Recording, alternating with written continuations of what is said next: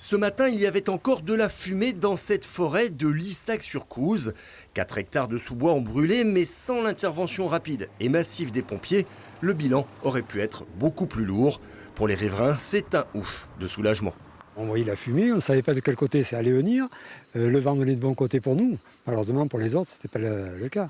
Ce que nous avons vécu a été très impressionnant. On a passé une mauvaise nuit, tout simplement parce que vous pouvez le constater, les flammes se sont arrêtées vraiment en bordure du village et il y avait effectivement des odeurs de fumée, voilà. On a dormi un peu dans les fumerolles. Une enquête est en cours pour déterminer l'origine du sinistre. 15 véhicules et 51 pompiers ont permis d'éviter le pire.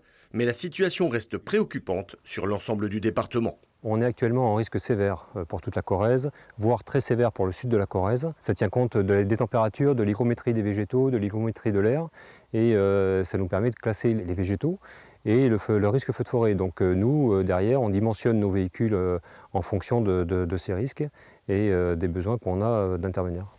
L'adage « mieux vaut prévenir que guérir » est donc plus que jamais d'actualité.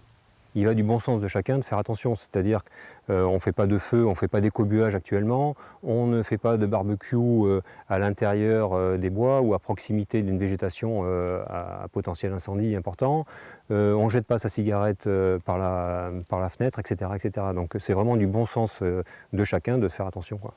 La prudence reste de mise car Météo France annonce des températures pouvant atteindre les 39 degrés pour la fin de la semaine.